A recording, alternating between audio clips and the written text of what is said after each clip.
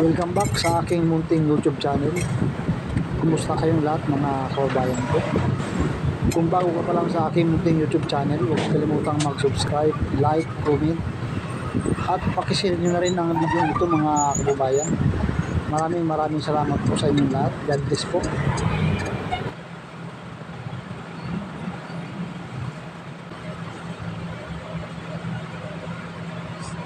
Okay, muna tayo mga kababayan.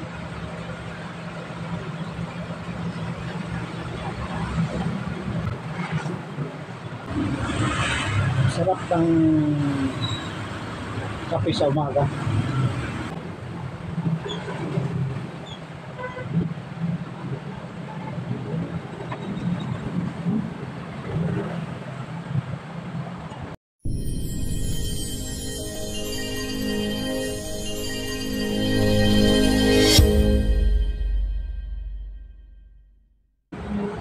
Bago tayo pumasok na trabaho na kababayan, saan muna tayo?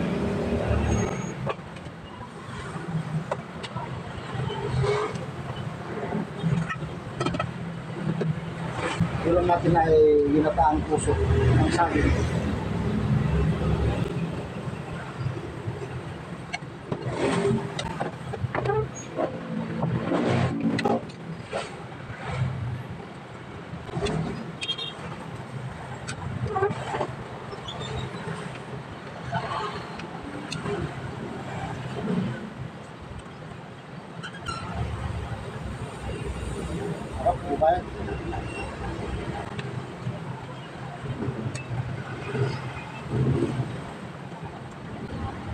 Diba? Hindi pa lang mainit sa kabit.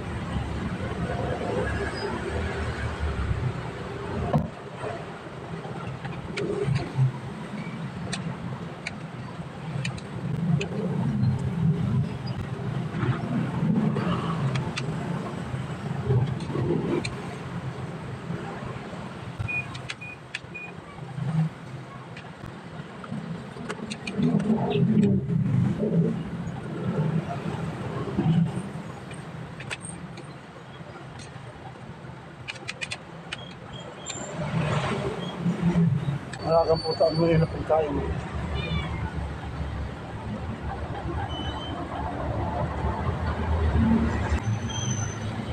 Malagang po kumain tayo ng gulay.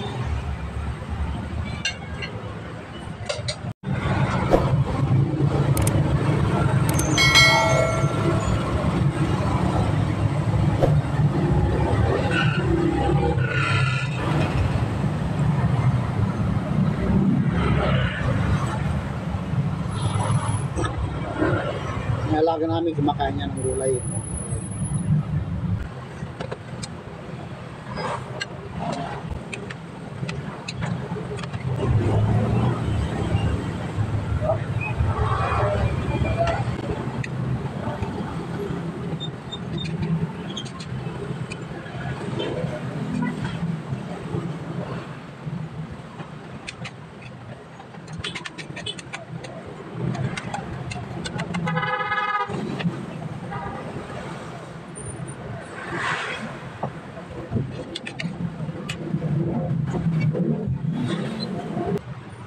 Tara mga kababayan, pasok tayo sa trabaho.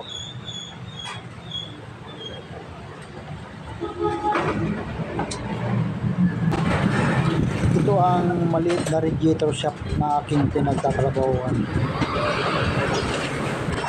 Sa umaga, ganito lagi ang ginagawa ko. Naghihintay ng customer kung mayroong darating. Ganito lagi ang ginagawa ko mga kababayan. May araw na mayroong customer, may araw naman na wala. Buong hapon yun mga kababayan. Minsan naman halos sabay-sabay na dumarating yung mga nagpapagawa sa ating radiator mga kababayan.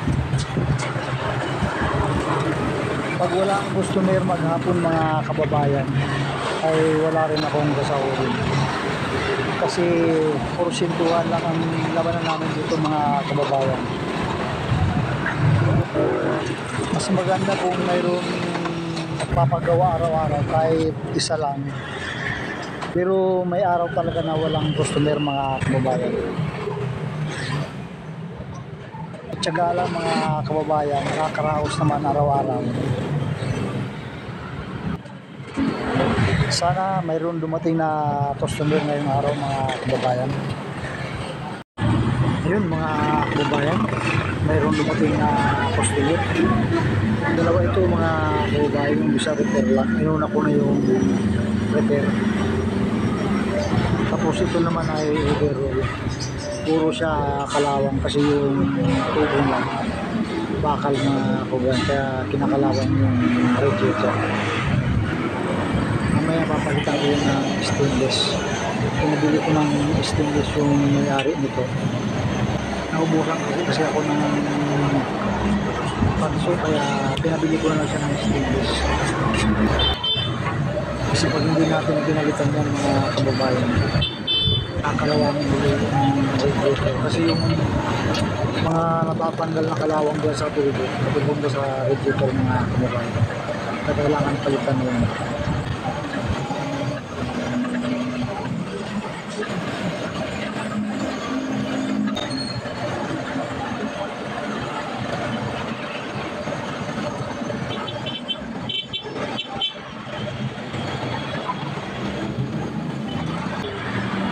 Ito ay radiator ng Isuzu Crosswind. Kaya pala ito pinagawa ng may-ari kasi yung tubig daw ay bumubulak, hindi na siya magsisirculate. Kaya ito pinagawa ng may-ari. Ang tanong mga kababayan, bakit siya bumubulak at hindi siya magsisirculate?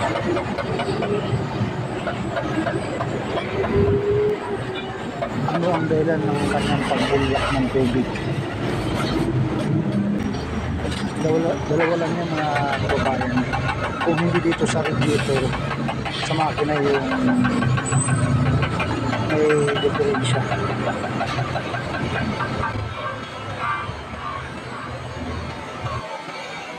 Sa tingin ko mga kababayan, dito ang may diferensya sa radiator kasi halos matakpan ng kalawang yung butas ng radiator. Barado siya. Hindi na makapasok yung tubig dun sa mga tubo kasi puno na siya ng kalawang. Kaya yung tubig hindi na makasirculate kasi natatakpan na yung mga butas ng radiator. Kasi yan sa dahilan mga kababayan kung bakit yung tubig sinusukan ng radiator kasi hindi na sa makapag-circulate. Dahil sa barado na yung radiator mo.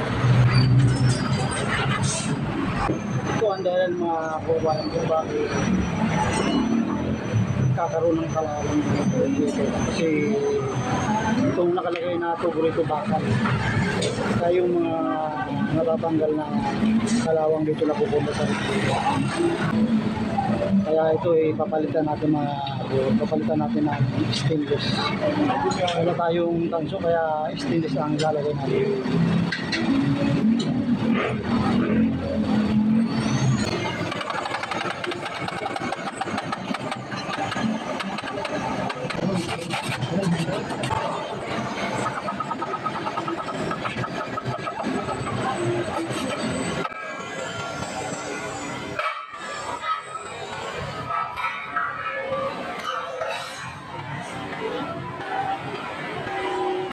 Ito yung sa ibaba ng radiator, wala siyang nakapara.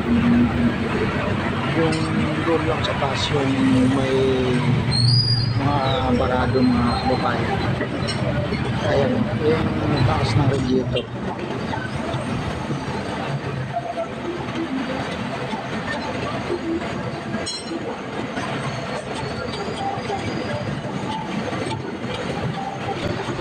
Mga kababayan ko at sa lahat ng mga OFW, humingi ako ng kaunting tulong sa inyo lahat sa pamamagitan ng pag-subscribe, like, share sa aking munting YouTube channel. Napakalaking tulong na yun sa aking mga kababayan. Sana matulungan niyo ako mga kababayan na palakihin itong aking munting channel. Muli maraming salamat po sa inyong lahat. God bless po.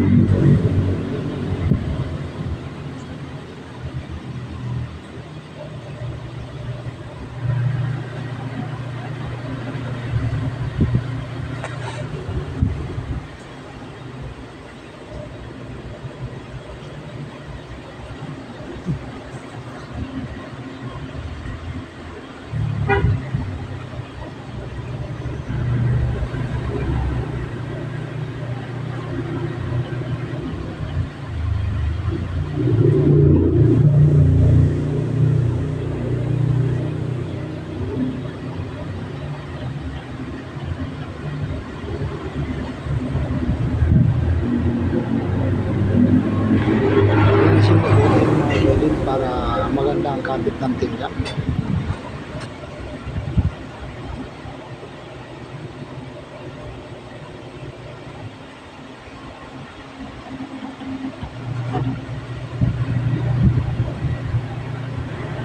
Ganon din itong takip mga kababayan, dilinisin din naman mabuti, lalong-lalo na yung mga gilid niya, kasi pag marumi yan mga kababayan, mahina ang kapit ng tingga, kaya kailangan malinis na malinis din.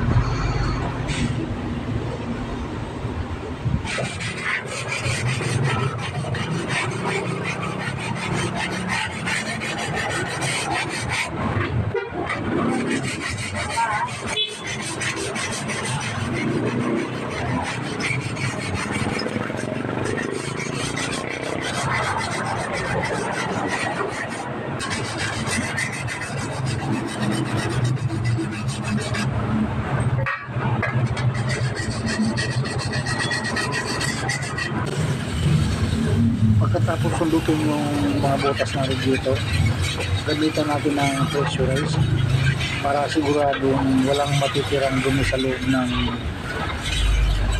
radiator. Pati na rin yung labas na radiator, pressurize natin para yung mga alikabok doon sa sara matanggal.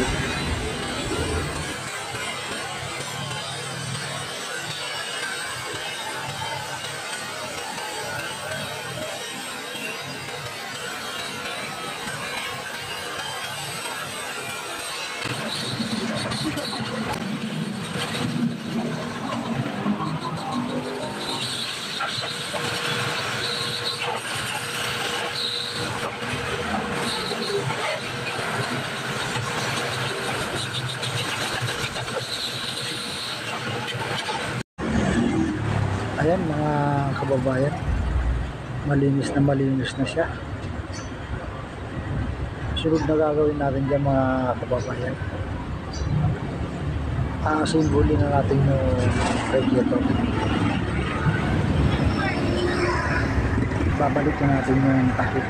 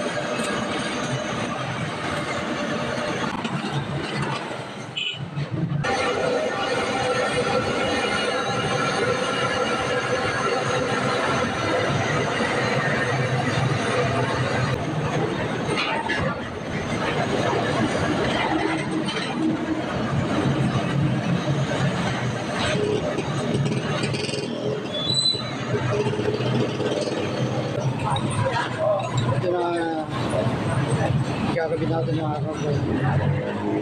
Yung bakal. Palitan natin ng stainless.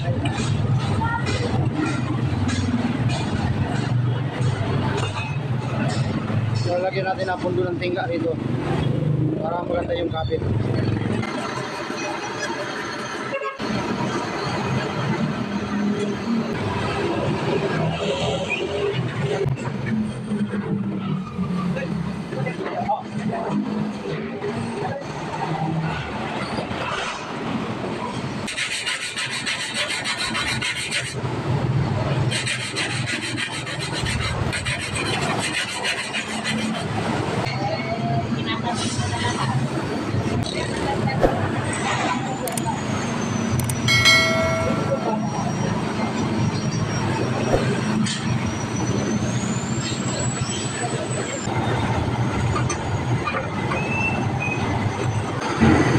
Pinalitan ko na yung bakal na nakakabit yan. Stainless na yung nilagay ko para hindi nakalawangin.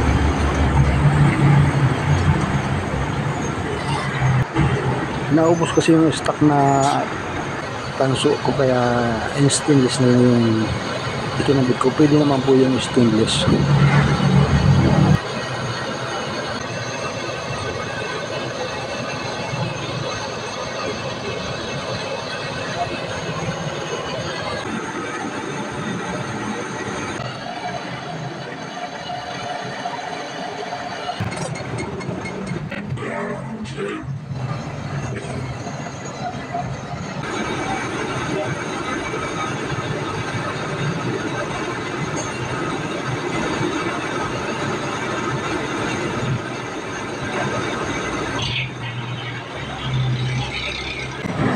Lagyan natin ng tubig para siguraduhin natin wala siyang tagas para iwas backjump.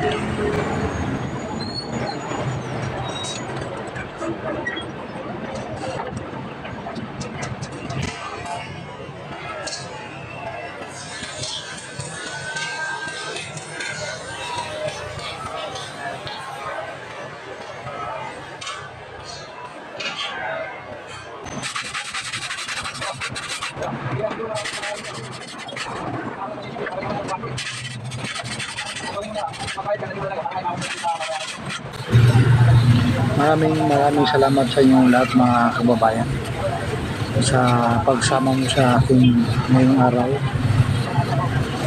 at sa lahat ng mga solid supporters ko dyan. Maraming salamat po sa inyo, sa lahat ng mga viewers, pati na rin yung mga silent viewers ko dyan. Maraming salamat po sa inyong lahat.